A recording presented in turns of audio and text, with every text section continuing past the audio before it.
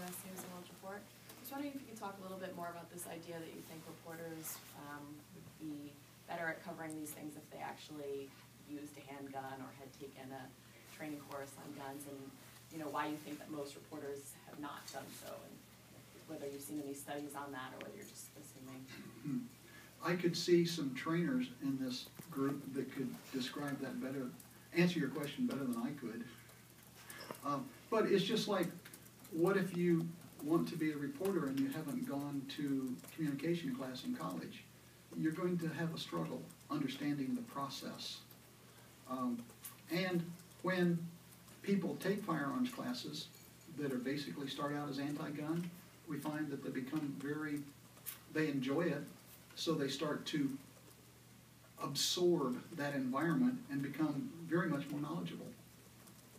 And then not make mistakes, like calling a magazine a clip. I mean, I do it. But then I know better and I immediately correct myself, just as an example that we're all familiar with. Does that make sense? Yeah. I'm sorry. Did you finish answering your question? Yes. I'm sorry. Mather? I just need to understand in my own mind, you're against universal background checks because of the government, but you want concealed permits, so aren't the permits registered somewhere? That's an interesting challenge, because some states actually have your firearm registration or your concealed carry information on your driver's license.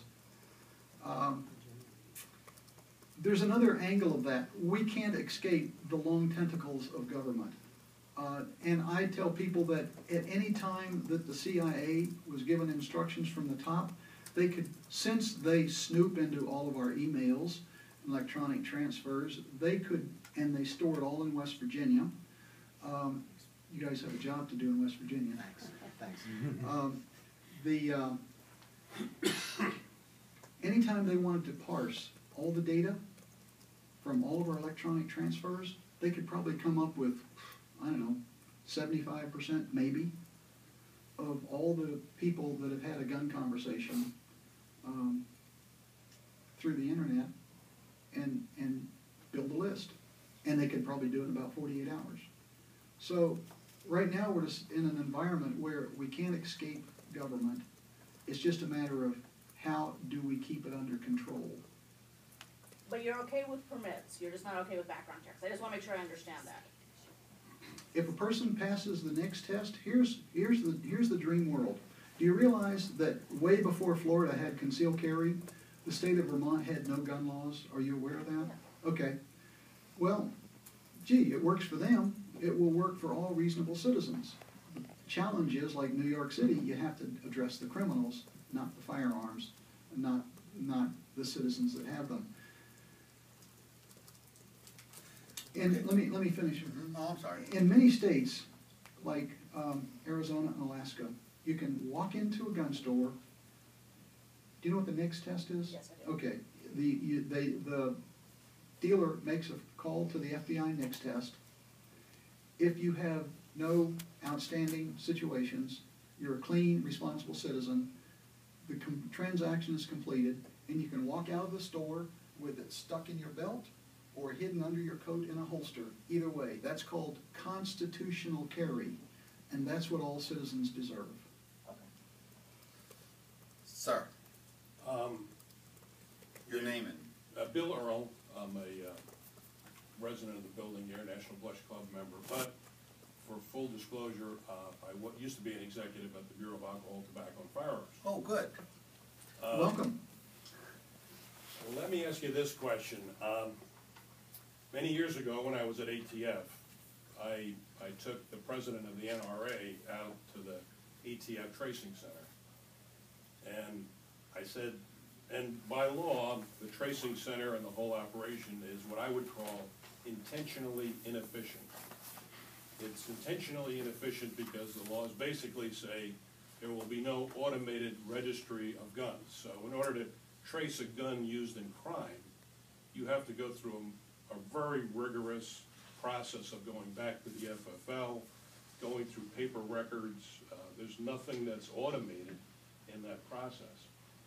And I proposed to the NRA president, I said, would the NRA like to be in a public-private partnership and to assist the government to maintain this record, so that we would take the fear out of the fact that the government would be maintaining the record. Let the NRA maintain the record, just that they would cooperate, so if a gun crime, if a gun was found at a scene of a crime, tracked to a felon, you could trace it quickly. They diplomatically demurred on that. They did not want to be part of that process. What role do you see in the government in efficiently tracing guns that are used in crime? You know, it's very interesting. What year was that? In the 60s? Tanya Metaxa, Which is, probably the early 80s. okay, I would say if it was in the 60s, if you looked at programs on TV like FBI, I think, just speaking for myself, we basically trusted government. The FBI was our hero. They tracked down bad guys. So what you're describing there would be a continuation of that process. Where we are now, two things come to mind. I don't trust government for anything. I don't tell them anything unless it's a jailable offense. And number two, we would have to have, the idea of FBI maintaining the database would give us sort of an ombudsman insight or control into the situation, and it would probably expedite and make gun tracing much more efficient and crime solving much more efficient. Where we are today, in policy perspective, is that we can't trust government, but there's some things that they can do, and if we could trust them, we could let them do it. So I don't have an answer for that, but the NRA was a darn good start. And you know what? If you addressed them again today, it might be worth exploring, except the problem is now anybody can spy on anybody. The Chinese could find out every gun owner in America, then the CIA certainly could. So where do we go in the future? It's a real catch-22. Okay, other questions? I have one, by the way, too. Quickly, I heard something on television last night. I hope I misheard.